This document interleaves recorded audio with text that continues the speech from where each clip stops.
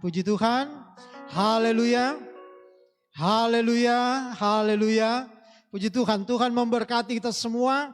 Kita percaya hari ini hari yang luar biasa. Hari yang berkemenangan bagi kita semua. Ada kekuatan. Tentu ada pengharapan di dalam Tuhan. Puji Tuhan. Nah saudara, hari ini saya akan menyampaikan firman Allah tentang pengharapan orang percaya. Katakan bersama-sama, pengharapan orang percaya. Ada banyak yang kita alami, ada banyak yang terjadi hari-hari ini.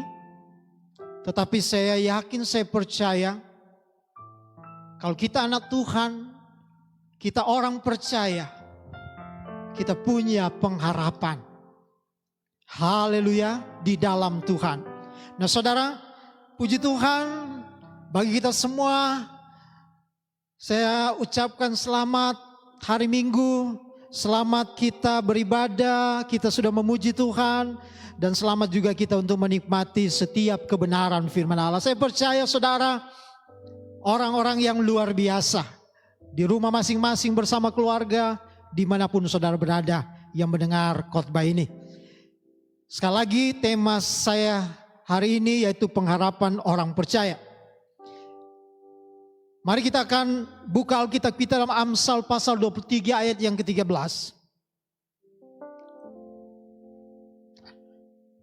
Berkata, karena masa depan sungguh ada dan ada harapanmu tidak akan hilang. Saya percaya, saya yakin bahwa di depan kita punya pengharapan. Dan pengharapan kita tidak akan pernah hilang. Kalau kita ada di dalam Tuhan, kita tinggal di dalam pemeliharaan Tuhan. Terjemahan lama dikatakan karena sungguh kesudahannya akan datang kelak. Maka harapmu tiada akan diputuskan.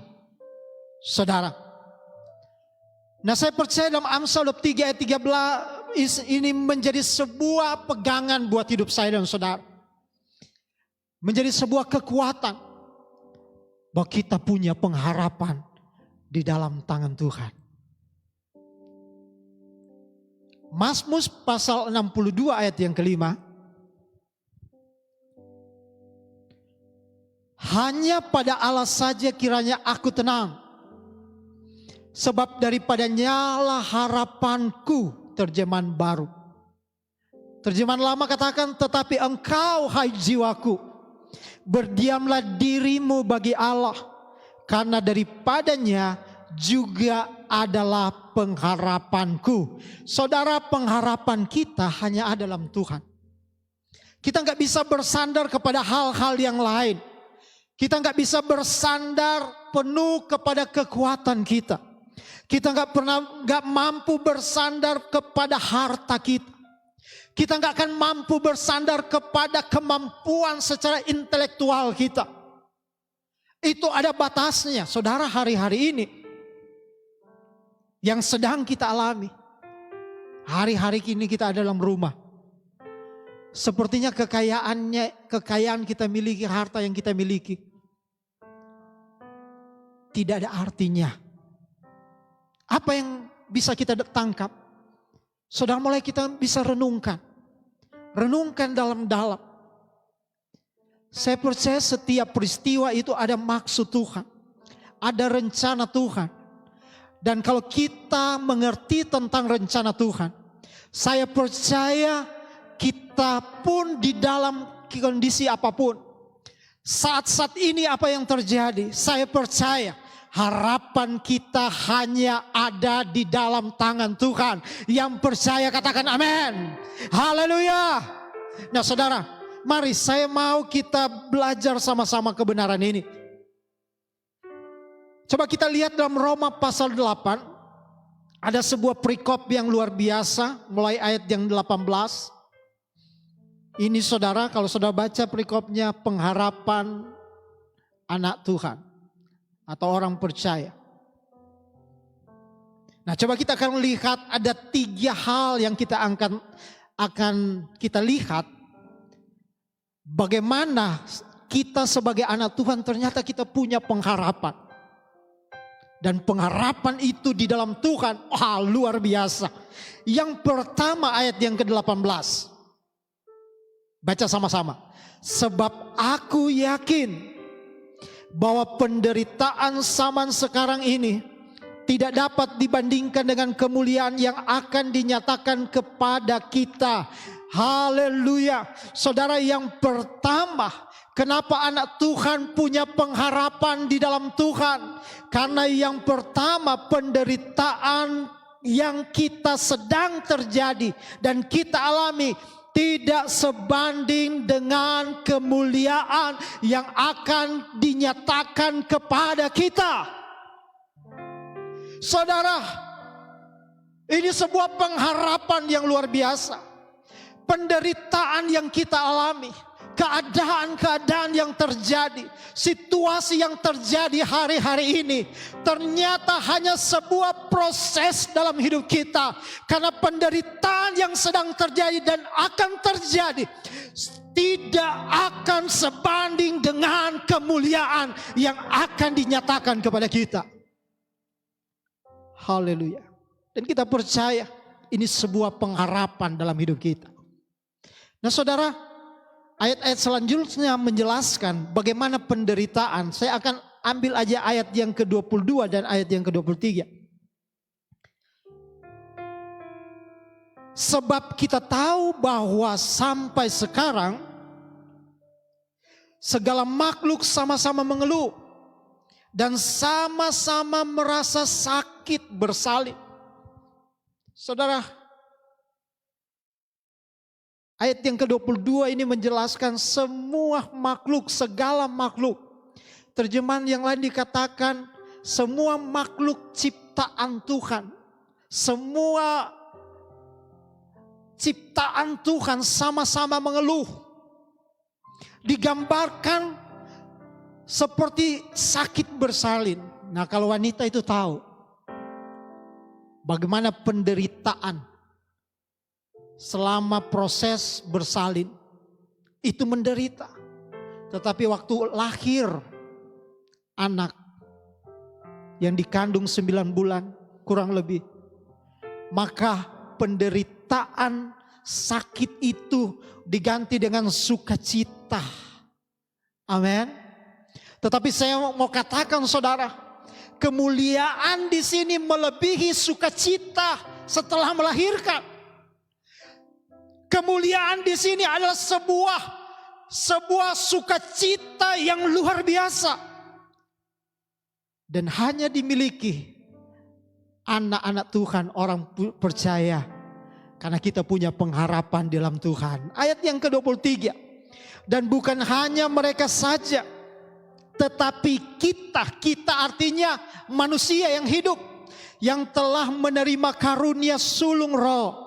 Kita juga mengeluh dalam hati kita sambil menantikan pengangkatan sebagai anak, yaitu pembebasan tubuh kita. Saudara, saya mau katakan ternyata Alkitab mengatakan penderitaan yang terjadi, baik yang lalu, hari ini, dan yang akan datang adalah sebuah proses yang harus kita alami. Harus terjadi untuk apa? Supaya kita bisa mengerti, mengetahui betapa di dalam Tuhan ada sebuah pengharapan. Dan pengharapan itu tidak akan pernah hilang. Pengharapan itu akan terjadi. Karena satu saat kita akan mengalami pembebasan tubuh kita. Dan kita akan mengalami sebuah kemuliaan Allah yang luar biasa. Haleluya. Saya percaya yang pertama, sekali lagi saya ulang, pengharapan orang percaya yang pertama, karena penderitaan itu adalah proses. Proses itu ada batasnya, ada waktunya. Tapi satu saat kita akan mengalami kemuliaan Allah. Haleluya. Saudara, dan saya percaya ini yang harus kita miliki sebagai anak Tuhan. Sebagai orang percaya. Untuk kita selalu ada di dalam tangan Tuhan.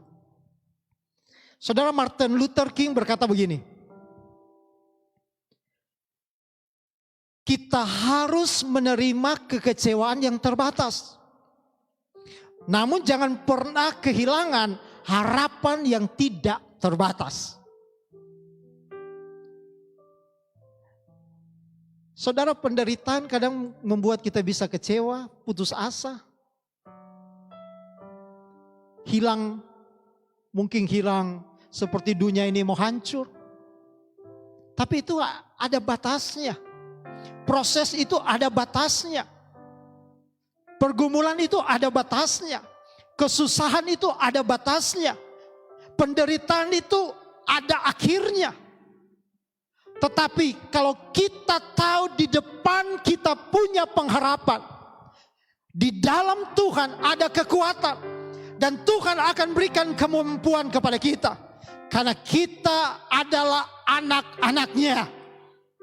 Haleluya, haleluya, haleluya. Yang kedua, ayat yang ke-26. Pengharapan orang percaya yang kedua, demikian juga Roh membantu kita di dalam kelemahan kita. Sebab kita tidak tahu bagaimana sebenarnya harus berdoa. Tetapi Roh sendiri berdoa untuk kita kepada Allah dengan keluhan-keluhan yang tidak terucapkan. Yang kedua, pengharapan anak Tuhan, karena Roh Allah membantu kita dalam kelemahan kita. Manusia itu lemah. Manusia itu tidak berdaya. Manusia itu enggak bisa, ada batasnya. Tetapi pengharapan anak Tuhan, di saat kita mengalami apapun yang terjadi, pergumulan apapun, kita tahu Roh Allah membantu kita di dalam kelemahan kita. Roh Allah ada bersama-sama dengan kita. Roh Allah tinggal di dalam hidup saya dan saudara. Roh Kudus itu menetap di dalam hidup saya dan saudara yang percaya dan tetap teguh berpegang kepada Dia. Kita tahu Roh Allah itu membantu kita. Bukan hanya membantu, Roh Allah itu menolong kita. Roh Allah juga yang memimpin kita sehingga membawa hidup kita semakin hari semakin kuat di dalam Tuhan. Semakin dewasa di dalam Tuhan. Roh Allah juga itu yang menolong kita sehingga kita bisa memahami dan mengerti maksud Tuhan. Mengerti setiap firman Allah yang kita baca, firman Allah yang kita dengar. Sungguh luar biasa pengharapan orang percaya. Tetapi ayat yang ke-27 saudara harus paham tentang hal ini. Ayat yang ke-27 dijelaskan begini. Dan Allah yang menyelidiki hati nurani, mengetahui maksud Roh itu, yaitu bahwa ia sesuai dengan kehendak Allah, berdoa untuk orang-orang kudus. Jadi begini saudara. Jadi Allah dia menyelidiki hati nurani. Hati nurani siapa? Hati nurani manusia. Nah, kita harus paham. Di dalam manusia itu ada 3. Ada roh, ada jiwa, ada tubuh. Yang paling luar yang bisa kita lihat, teman kita, rekan kita, itu adalah tubuh. Tubuh itu ada panca indera. Ada telinga, mata, mulut, dan sebagainya. Saudara, itu tubuh yang bisa kita lihat. Tetapi di dalam ada jiwa. Jiwa ini ada 3 bagian. Ada pikiran di situ, ada perasaan, ada keinginan atau kehendak. Nah, yang paling dalam itu yang namanya roh. Saudara.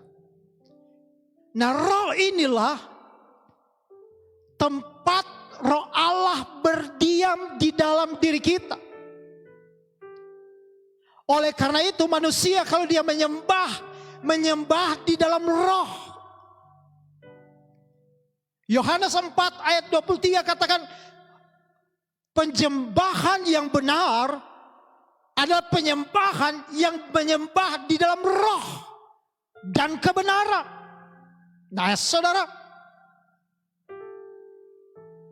di dalam roh manusialah, itulah sebuah perjumpaan dengan Allah. Ada roh Allah di situ.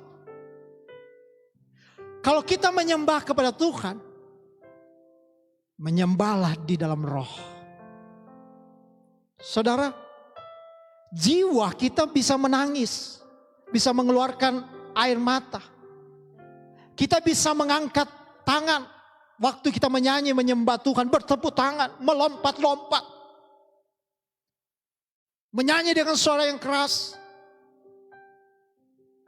Dan kita tentu gak bisa menghakimi. Tetapi Alkitab katakan begini, penyembahan yang benar bukan dinilai di tubuh kita. Tubuh kita itu bisa menipu.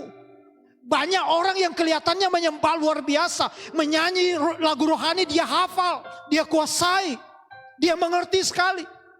Tetapi apakah itu sudah penyembahan yang benar? Alkitab katakan penyembahan yang benar dimulai dari roh.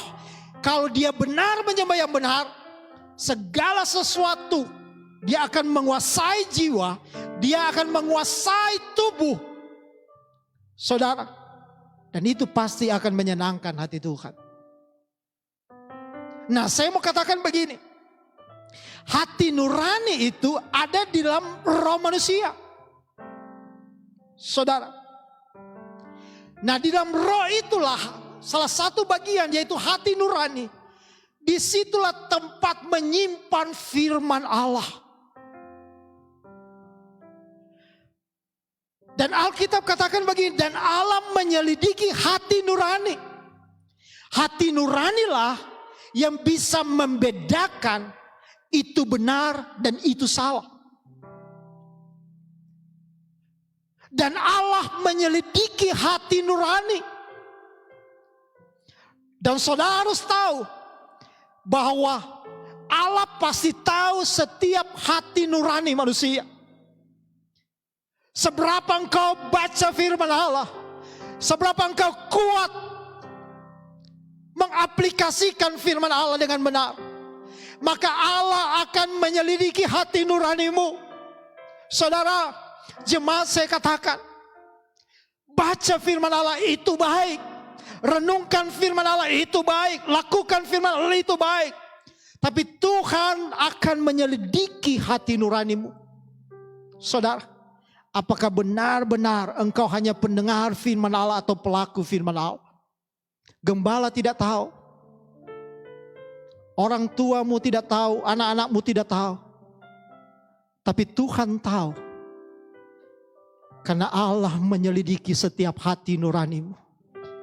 Mari hari-hari ini saudara, mari hari-hari kita mulai berespon benar setiap kebenaran firman Allah. Mari hari-hari ini saudara, kita bukan hanya menjadi pendengar firman Allah, tapi kita menjadi pelaku firman Allah. Saya senang hari-hari ini di media sosial, karena kita banyak sekarang bergaul di media sosial dengan keadaan-keadaan sekarang yang terjadi. Banyak informasi, banyak berita, ada hal-hal yang menyenangkan, ada hal-hal yang menakutkan yang kita bisa lihat. Ada orang mulai membagikan firman Allah. Ada orang mulai membagikan hal kata-kata yang baik. Semua itu baik. Tapi saudara, ya saudara, akan lebih baik kalau engkau membagikan firman Allah. Bukan hanya engkau sebagai pembagi firman Allah, tetapi juga engkau adalah pelaku-pelaku firman Allah itu. Karena Allah menyelidiki setiap hati nurani kita. Dia mengetahui maksud roh itu, yaitu bahwa ia yang sesuai dengan kehendak Allah berdoa untuk orang-orang kudus. Yang kedua, roh Allah akan membantu kelemahan kita, tetapi dia akan membantu kita dengan catatan dia akan selidiki setiap hati nurani kita. Dan kalau Tuhan selidiki, dia tahu kalau ada hal-hal yang tidak berkenan kepada Tuhan, ada hal-hal yang tidak sesuai kehendak Tuhan, saudara katakan terima kasih Tuhan. Karena Engkau menyelidiki hatiku. Aku percaya Tuhan akan mengubahku menjadi orang-orang yang kudus. Amin. Haleluya. Haleluya. Puji Tuhan. Saudara, yang ketiga. Ayat yang ke-28. Pengharapan orang percaya.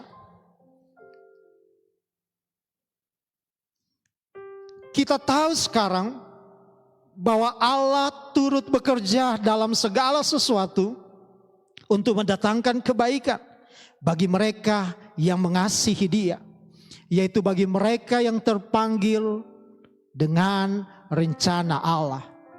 Yang ketiga, pengharapan kita sebagai orang percaya, karena Allah bekerja untuk mendatangkan kebaikan.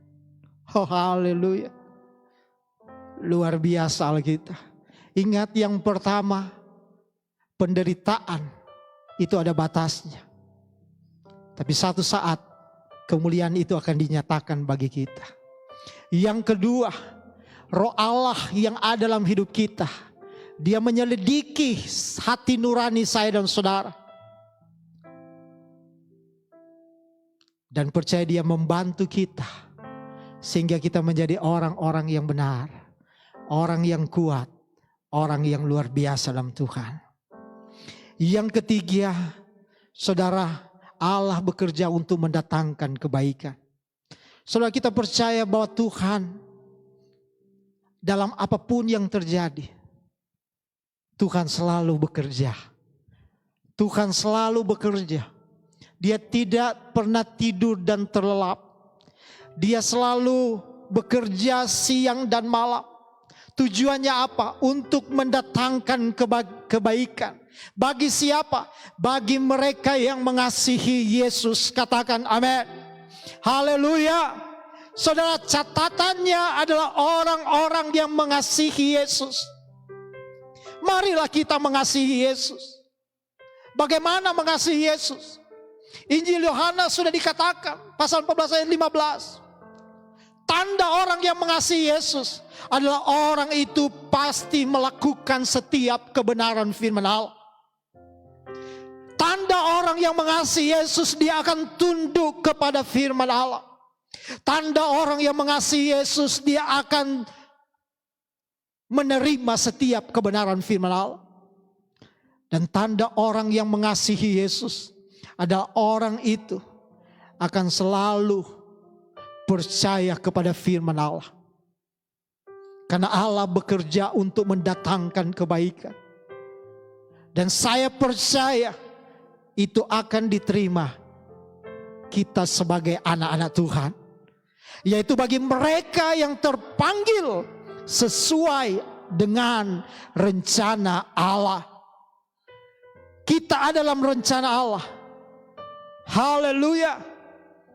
Dan saya percaya kita semua yang sudah percaya dan terima Yesus, kita sudah masuk di dalam rencana Allah yang luar biasa. Nah, ayat yang ke-29 dan ayat yang ke-30, sebuah penjelasan yang luar biasa tentang bagaimana kita yang dipanggil sesuai dengan rencana Allah. Ayat yang ke-29, baca sama-sama.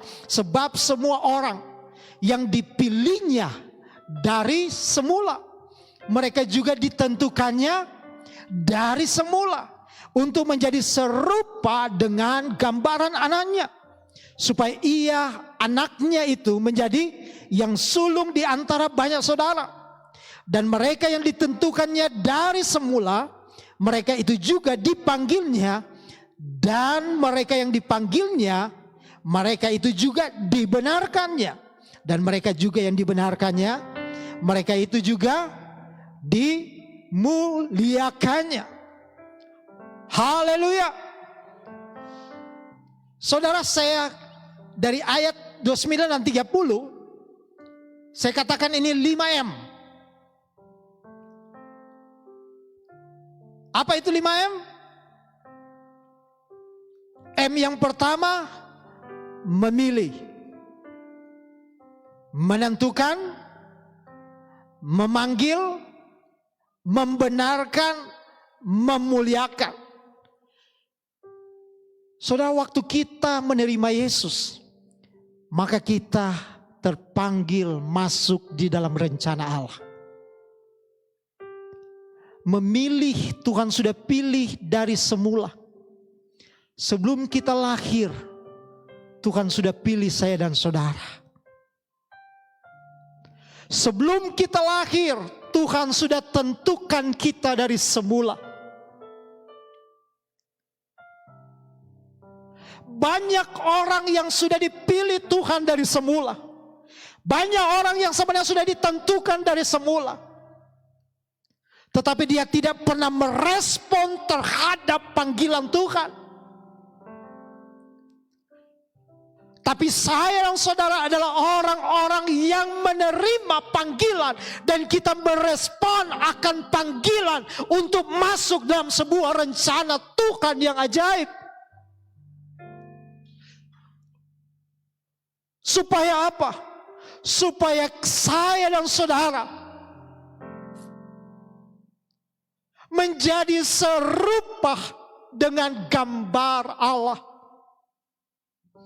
Supaya kita menjadi sempurna di dalam Dia yang memanggil saya dan saudara. Dan bukan hanya sampai dipanggil, maka kita akan dibenarkan di dalam Dia.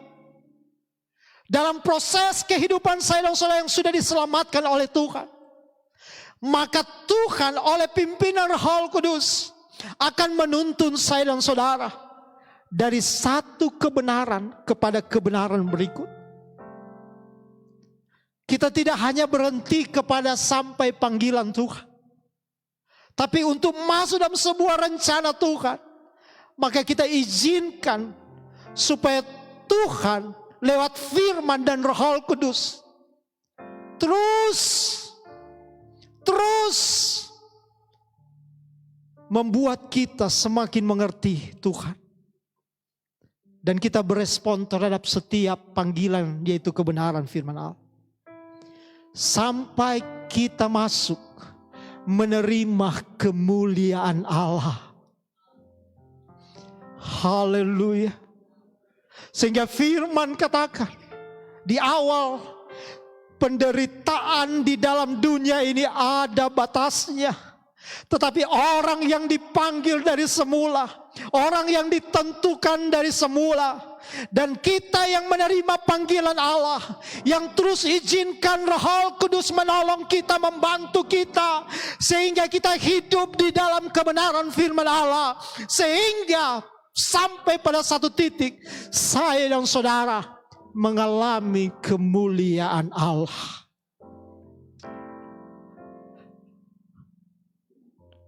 Allah masih bekerja sampai hari ini. Tuhan masih bekerja sampai saat ini.